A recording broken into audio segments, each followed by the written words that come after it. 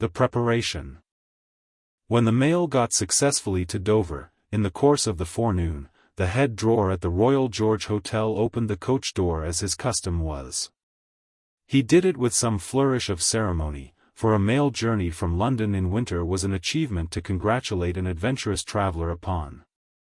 By that time, there was only one adventurous traveller left be congratulated, for the two others had been set down at their respective roadside destinations. The mildewy inside of the coach, with its damp and dirty straw, its disagreeable smell, and its obscurity, was rather like a larger dog kennel. Mr. Lorry, the passenger, shaking himself out of it in chains of straw, a tangle of shaggy wrapper, flapping hat, and muddy legs, was rather like a larger sort of dog. "There will be a packet to Calais, tomorrow, drawer?" "Yes, sir, if the weather holds and the wind sets tolerable fair. The tide will serve pretty nicely at about 2 in the afternoon, sir." "Bed, sir?" "I shall not go to bed till night, but I want a bedroom, and a barber." "And then breakfast, sir?" "Yes, sir." "That way, sir, if you please." "Show Concord." "Gentleman's valise and hot water to Concord." "Pull off gentleman's boots in Concord." "You will find a fine sea coal fire, sir." "Fetch barber to Concord." "Stir about there, now, for Concord." The Concord bedchamber being always assigned to a passenger by the mail, and passengers by the mail being always heavily wrapped up from head to foot, the room had the odd interest for the establishment of the Royal George, that although but one kind of man was seen to go into it, all kinds and varieties of men came out of it. Consequently, another drawer, and 2 porters, and several maids and the landlady, were all loitering by accident at various points of the road between the Concord and the coffee-room, when a gentleman of 60, formally dressed in a brown suit of clothes, pretty well worn, but very well kept, with large square cuffs and large flaps to the pockets, passed along on his way to his breakfast. The coffee-room had no other occupant, that forenoon, than the gentleman in brown. His breakfast table was drawn before the fire, and as he sat, with its light shining on him, waiting for the meal, he sat so still, that he might have been sitting for his portrait. He wore an odd little sleek crisp flaxen wig, setting very close to his head, which wig, it is to be presumed, was made of hair, but which looked far more as though it were spun from filaments of silk or glass. His linen, though not of a fineness in accordance with his stockings, was as white as the tops of the waves that broke upon the neighboring beach, or the specks of sail that glinted in the sunlight far at sea. A face habitually suppressed and quieted, was still lighted up under the quaint wig by a pair of moist bright eyes that it must have cost their owner, in years gone by, some pains to drill to the composed and reserved expression of Tellson's Bank. He had a healthy color in his cheeks, and his face, though lined, bore few traces of anxiety. But, perhaps the confidential bachelor clerks in Tellson's Bank were principally occupied with the cares of other people, and perhaps second-hand cares, like second-hand clothes, come easily off and on. Completing his resemblance to a man who was sitting for his portrait, Mr. Lorry dropped off to sleep.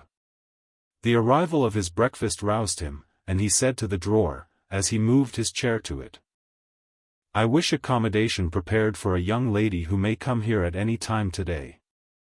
She may ask for Mr. Jarvis Lorry, or she may only ask for a gentleman from Tellson's Bank.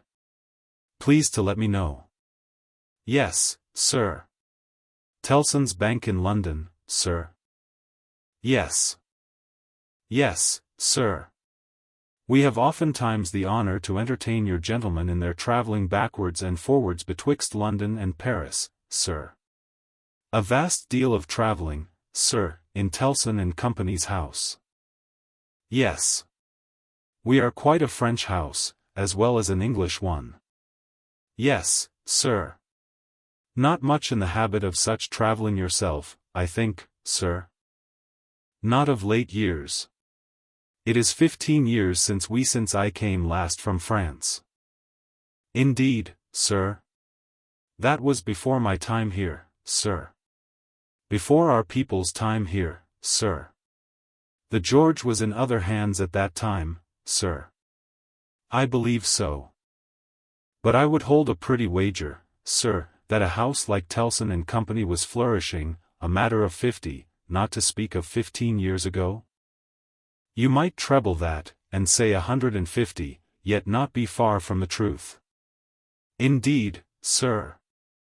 Rounding his mouth and both his eyes, as he stepped backward from the table, the waiter shifted his napkin from his right arm to his left, dropped into a comfortable attitude, and stood surveying the guest while he ate and drank, as from an observatory or watchtower. According to the immemorial usage of waiters in all ages.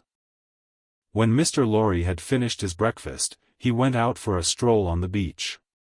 The little narrow, crooked town of Dover hid itself away from the beach, and ran its head into the chalk cliffs, like a marine ostrich. The beach was a desert of heaps of sea and stones tumbling wildly about, and the sea did what it liked, and what it liked was destruction. It thundered at the town, and thundered at the cliffs, and brought the coast down, madly. The air among the houses was of so strong a piscatory flavor that one might have supposed sick fish went up to be dipped in it, as sick people went down to be dipped in the sea. A little fishing was done in the port, and a quantity of strolling about by night, and looking seaward, particularly at those times when the tide made, and was near flood. Small tradesmen, who did no business whatever, sometimes unaccountably realized large fortunes, and it was remarkable that nobody in the neighborhood could endure a lamplighter. As the day declined into the afternoon, and the air, which had been at intervals clear enough to allow the French coast to be seen, became again charged with mist and vapor, Mr. Lorry's thoughts seemed to cloud too. When it was dark, and he sat before the coffee-room fire, awaiting his dinner as he had awaited his breakfast, his mind was busily digging, in the live red coals. A bottle of good claret after dinner does a digger in the red coals no harm, otherwise than as it has a tendency to throw him out of work. Mr.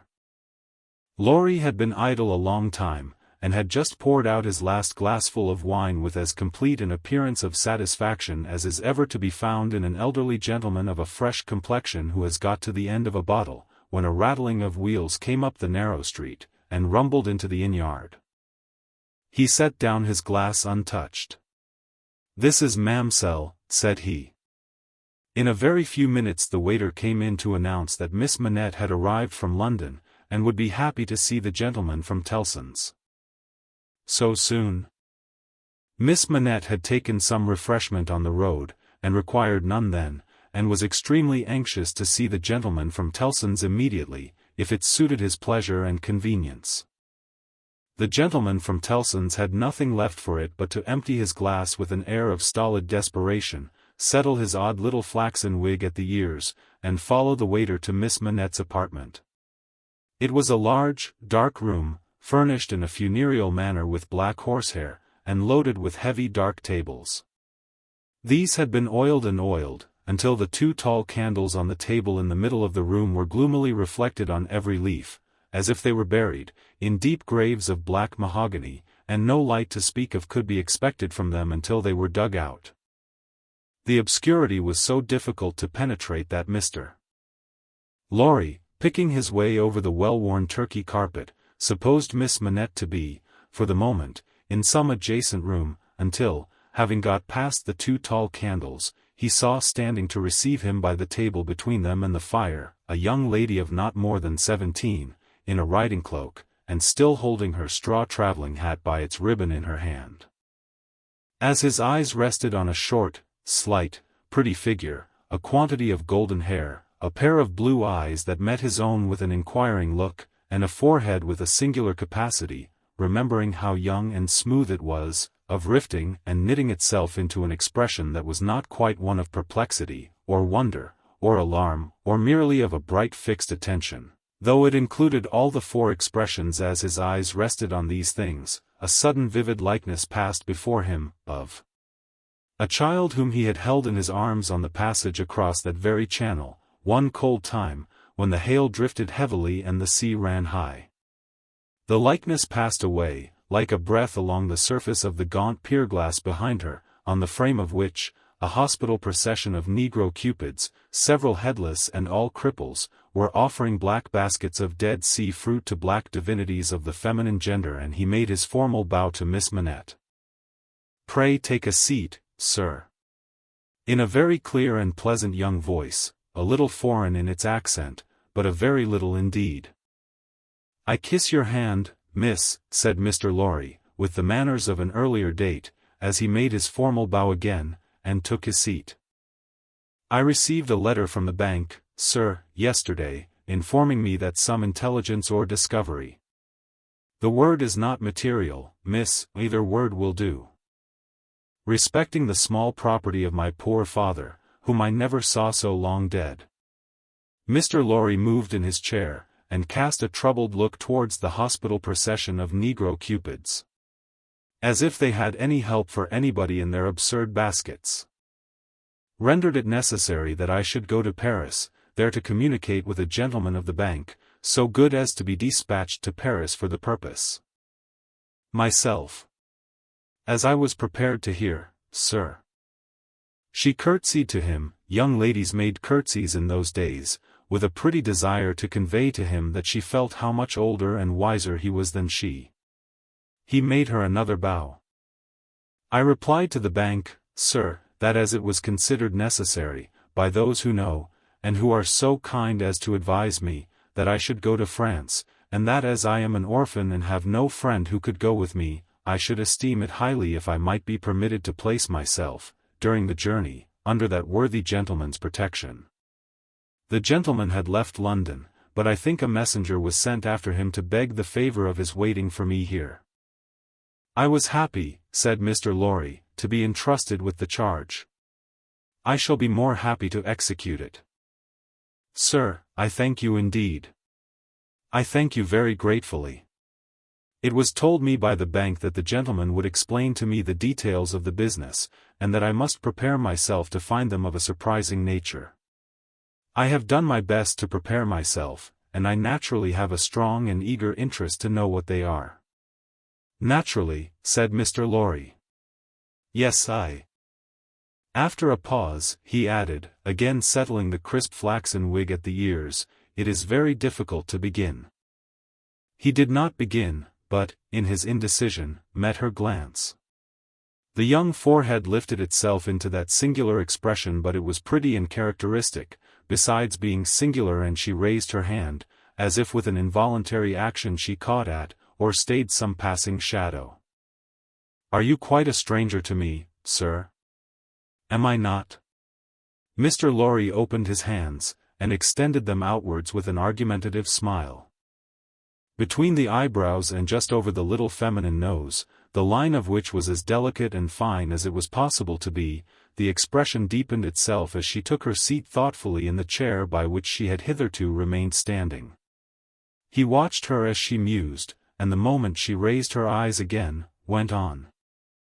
"In your adopted country, I presume, I cannot do better than address you as a young English lady, Miss Manette?" "If you please, sir." "Miss Manette, I am a man of business.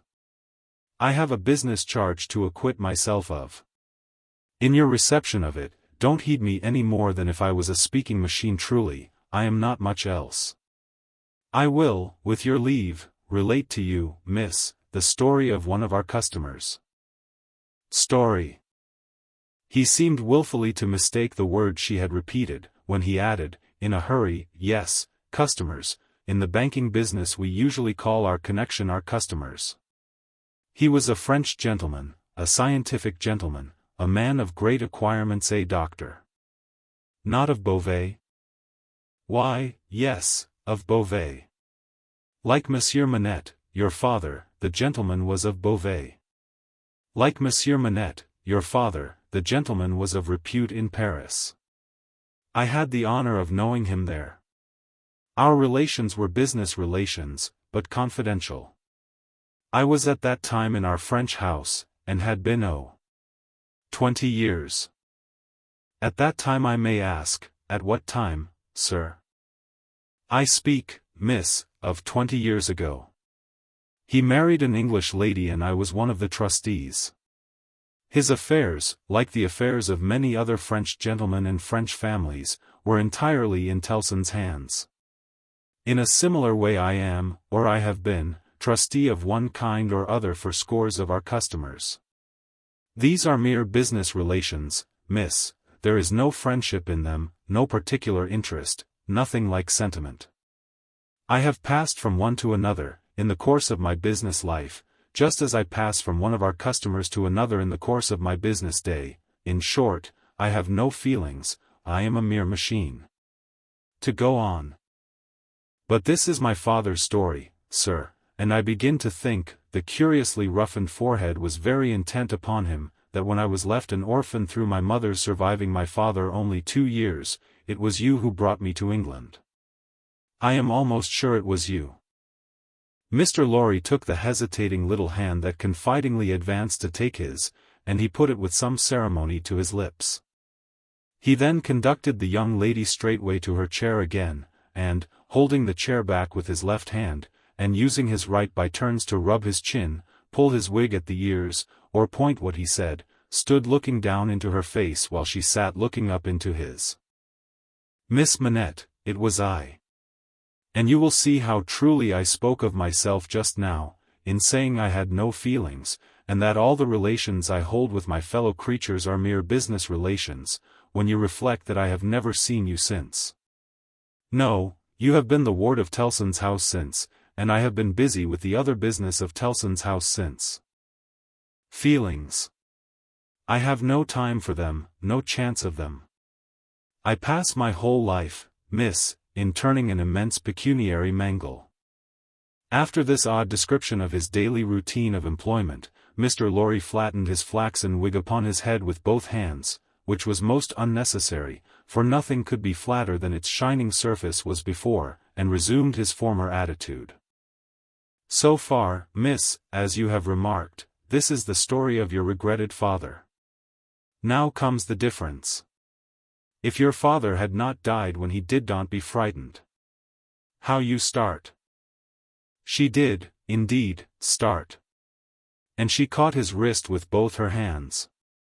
Pray, said Mr. Lorry, in a soothing tone, bringing his left hand from the back of the chair to lay it on the supplicatory fingers that clasped him in so violent a tremble, pray control your agitation, a matter of business.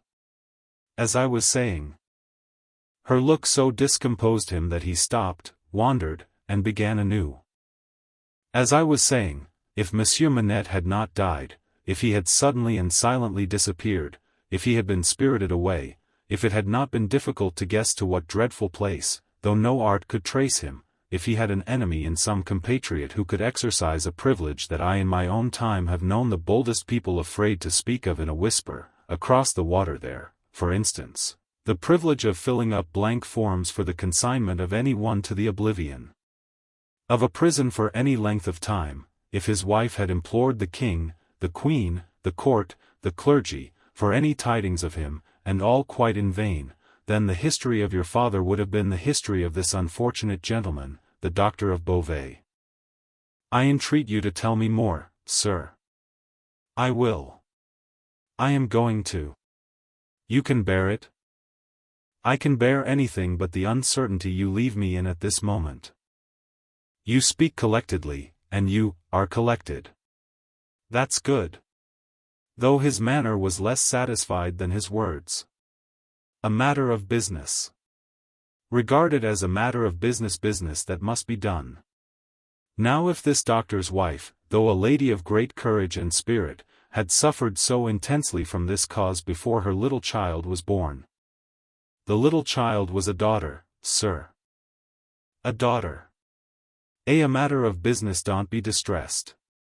Miss, if the poor lady had suffered so intensely before her little child was born, that she came to the determination of sparing the poor child the inheritance of any part of the agony she had known the pains of, by rearing her in the belief that her father was dead, no, don't kneel. In heaven's name, why should you kneel to me? For the truth. Oh dear, good, compassionate sir, for the truth. A matter of business. You confuse me, and how can I transact business if I am confused? Let us be clear-headed. If you could kindly mention now, for instance, what 9 times 9 pence are, or how many shillings in 20 guineas, it would be so encouraging. I should be so much more at my ease about your state of mind." Without directly answering to this appeal, she sat so still when he had very gently raised her, and the hands that had not ceased to clasp his wrists were so much more steady than they had been, that she communicated some reassurance to Mr. Jarvis Lorry. "That's right, that's right. Courage. Business. You have business before you, useful business. Miss Manette, your mother took this course with you. And when she died, I believe broken-hearted, having never slackened her unavailing search for your father, she left you, at 2 years old, to grow to be blooming, beautiful, and happy, without the dark cloud upon you of living in uncertainty whether your father soon wore his heart out in prison, or wasted there through many lingering years." As he said the words he looked down, with an admiring pity, on the flowing golden hair, as if he pictured to himself that it might have been already tinged with grey. "You know that your parents had no great possession, and that what they had was secured to your mother and to you. There has been no new discovery, of money, or of any other property, but—" He felt his wrist held closer, and he stopped. The expression in the forehead, which had so particularly attracted his notice, and which was now immovable, had deepened into one of pain and horror. "But he has been found. He is alive. Greatly changed, it is too probable, almost a wreck, it is possible, though we will hope the best. Still, alive. Your father has been taken to the house of an old servant in Paris, and we are going there, I, to identify him if I can, you, to restore him to life, love, duty, rest, comfort." A shiver ran through her frame, and from it through his. She said, in a low, distinct, awe-stricken voice, as if she were saying it in a dream, "I am going to see his ghost. It will be his ghost, not him." Mr. Lorry quietly chafed the hands that held his arm. There. See now, see now. The best and the worst are known to you, now. You are well on your way to the poor wronged gentleman, and, with a fair sea voyage, and a fair land journey, you will be soon at his dear side." She repeated in the same tone, sunk to a whisper, "I have been free, I have been happy, yet his ghost has never haunted me." "Only one thing more," said Mr. Lorry, laying stress upon it as a wholesome means of enforcing her attention. "He has been found under another name, his own, long forgotten or long concealed. It would be worse than useless now to inquire which, worse than useless to seek to know whether he has been for years overlooked, or always designedly held prisoner. It would be worse than useless now to make any inquiries, because it would be dangerous. Better not to mention the subject, anywhere or in any way, and to remove him for a while at all events out of France. Even I, safe as an Englishman, and even Tellson's, important as they are to French credit, avoid all naming of the matter.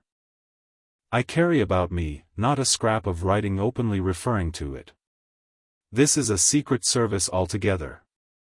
My credentials, entries, and memoranda, are all comprehended in the one line, recalled to life, which may mean anything. But what is the matter? She doesn't notice a word. Miss Manette.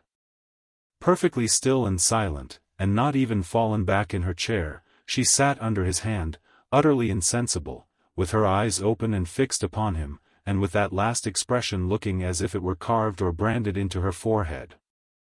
So close was her hold upon his arm, that he feared to detach himself lest he should hurt her, therefore he called out loudly for assistance without moving. A wild-looking woman, whom even in his agitation, Mr. Lorry observed to be all of a red color, and to have red hair, and to be dressed in some extraordinary tight-fitting fashion, and to have on her head a most wonderful bonnet like a grenadier wooden measure, and good measure too, or a great Stilton cheese, came running into the room in advance of the inn servants, and soon settled the question of his detachment from the poor young lady, by laying a brawny hand upon his chest, and sending him flying back against the nearest wall. "I really think this must be a man," was Mr. Lorry's breathless reflection, simultaneously with his coming against the wall. "Why, look at you all," bawled this figure, addressing the inn-servants. "Why don't you go and fetch things, instead of standing there staring at me? I am not so much to look at, am I? Why don't you go and fetch things? I'll let you know, if you don't bring smelling salts, cold water, and vinegar, quick, I will." There was an immediate dispersal for these restoratives, and she softly laid the patient on a sofa, and tended her with great skill and gentleness, calling her, "my precious," and "my bird," and spreading her golden hair aside over her shoulders with great pride and care. "And you in brown," she said, indignantly turning to Mr. Lorry, "couldn't you tell her what you had to tell her, without frightening her to death? Look at her, with her pretty pale face and her cold hands. Do you call that being a banker?" Mr. Lorry was so exceedingly disconcerted by a question so hard to answer, that he could only look on, at a distance, with much feebler sympathy and humility, while the strong woman, having banished the inn-servants under the mysterious penalty of letting them know something not mentioned if they stayed there, staring, recovered her charge by a regular series of gradations, and coaxed her to lay her drooping head upon her shoulder. "I hope she will do well now," said Mr. Lorry. "No thanks to you in brown, if she does. My darling pretty."